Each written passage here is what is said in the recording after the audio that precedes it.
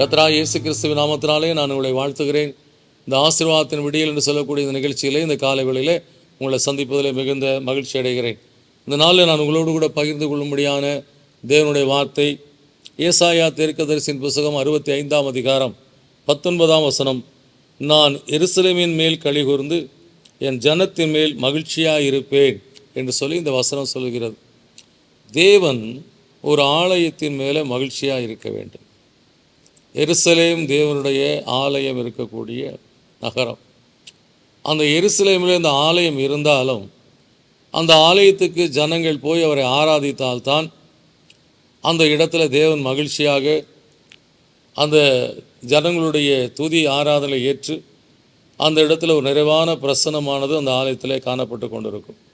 எனவே தான் இங்கே சொல்லப்பட்டிருக்கிறது, நாம் தேவனை எப்பொழுதும் மகிழ்ச்சியாக வைத்துக்கொள்ளக்கூடிய மக்களாய் காணப்பட வேண்டும். நான் எருசலேமின் மேல் களிகூர்ந்து, எந்த ஒரு ஆலயத்தில் கர்த்தரை துதித்து ஆராதித்து சோத்திரித்து கரங்களை தட்டி அல்லேலூயா என்று சொல்லி ஆர்ப்பரித்து அவரை பாடி நாம் மகிமைப்படுத்தி ஆராதிக்கிறோமோ, அந்த இடத்துல நான் எருசலேமின் மேல் களிகூர்ந்து என்று சொல்லக்கூடிய வார்த்தையின்படி கர்த்தர் அந்த ஆலயத்தில் நம் நடுவில் களிகூர்ந்து நம் நடுவில் இருக்கிற தேவனாக இருக்கிறார். அதே சமயத்தில் அவர் களிகூர்ந்து மகிழ்ச்சியோடு இருப்பது மாத்திரமல்ல, அப்படி பாடி துதிக்கக்கூடிய நம்முடைய வாழ்க்கையில் என் ஜனத்தின் மேல் மகிழ்ச்சியாக இருப்பேன் என்று சொல்லி கர்த்தர் சொல்லுகிறார். எனவே நாம் அவருடைய ஆலயத்தில் வந்து அவரை ஆராதிப்பதனாலே அவர் மகிழ்ச்சி அடைகிறார்.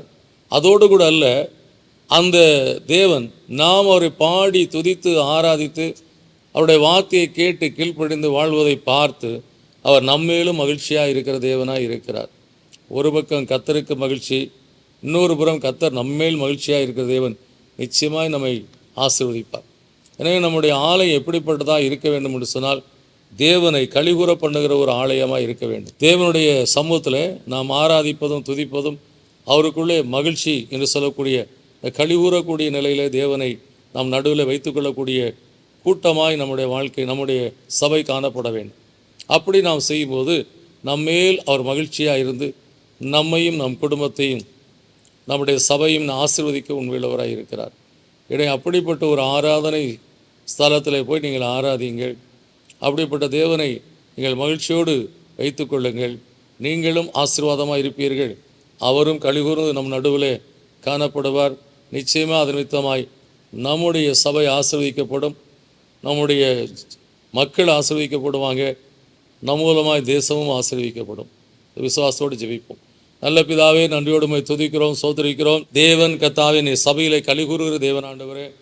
ஒரு சபையிலே பரிசுத்தம் என்று சொல்லக்கூடிய நிலை காணப்படும் போது, பரிசுத்த அலங்காரத்தோடு நாங்கள் உம்மை ஆராதிக்கும் போது, நாங்கள் உம்மை ஆவியோடு உண்மையோடு உம்மை தொழுது சோத்திரித்து ஆராதிக்கும் போது, உண்மையிலே நாங்கள் கர்த்தாவே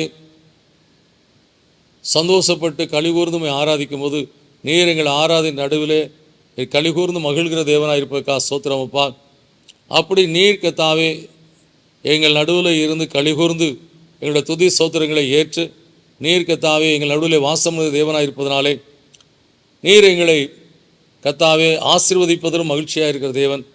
அப்படியாய் கர்த்தாவே நீர் அந்த ஆராதனை மத்தியிலே களிகூர்ந்து என் ஜனத்து மேல் மகிழ்ச்சியாக இருப்பேன்னு சொன்னபடி உம்முடைய பிள்ளைகள் வாழ்க்கையிலே மகிழ்ந்து களிகூர்ந்து அவர் வாழும்படியாய் கர்த்தரிடத்தில் மனமகிழ்ச்சியாக இரு, அவருடைய இருதயத்தை வேலை அனுசைவார்னு சொன்னபடி ஆராதனையில் வந்து ஆராதிக்கிற பிள்ளைகளுடைய மன விருப்பங்கள் நிறைவேறி மகிழ்ச்சியோடு மக்கள் வாழ்ந்திருக்க முடியாத காரியத்தை செய்கிற தேவன்.